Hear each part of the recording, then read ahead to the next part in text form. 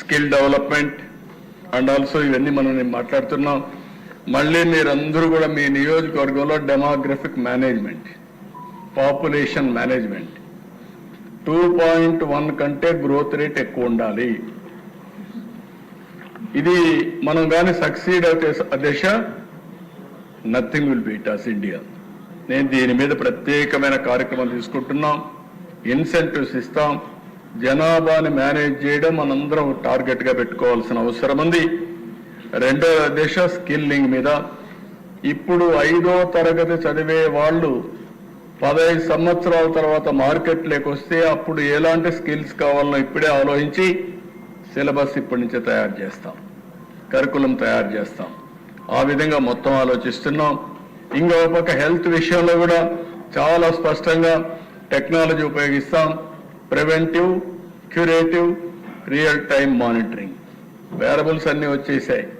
నేను చాలాసార్లు మీ అందరికీ చెప్పాను. ఈరోజు నేను ఒక రింగ్ పెట్టుకున్నాను.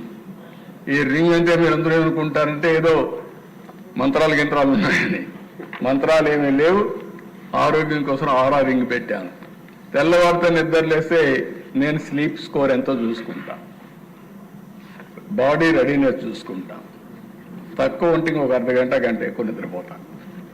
దాంతో బాడీ ఛార్జ్ అవుతుంది. అదే మరి ఇప్పుడు చాలా డివైస్ వచ్చేసాయి. మీ ఆరోగ్యాన్ని కాపాడుకోవడం మీ చేతల్లో ఉంది. నేను మీకే చెప్పడం లేదు, రాష్ట్ర ప్రజలకు చెప్తున్నా. ఇది తెలివైన వాళ్ళందరూ చెప్తున్నాను.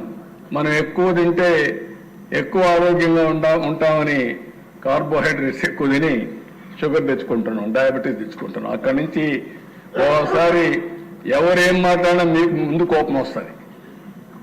అక్కడి నుంచి లేనిపోయిన సమస్యలు తెచ్చుకుంటూ ఉంటాం.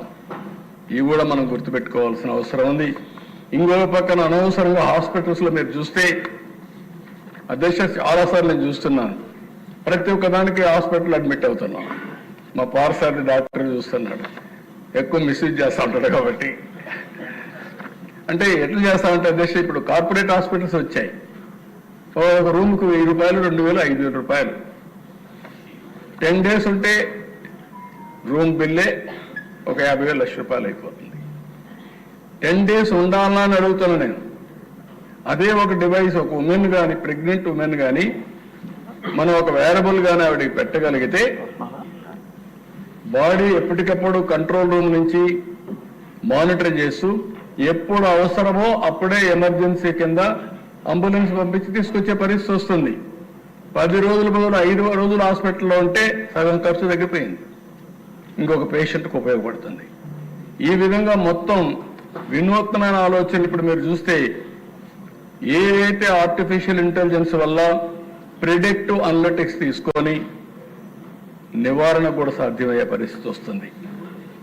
అనేక మీ హార్ట్ డిసీజెస్ కానీ లేకపోతే క్యాన్సర్ కానీ వేరియస్ ఇష్యూస్ దిశ ఇవన్నీ వస్తాయి. అందుకే స్కిల్లింగ్ కానీ, హ్యూమన్ రిసోర్స్ డెవలప్మెంట్ కానీ, హెల్త్ కానీ, ఎడ్యుకేషన్ కానీ దీని మీద ఎక్కువ ప్రాధాన్యత పెట్టామని చెప్పి కూడా నేను మీకు తెలియజేస్తున్నా.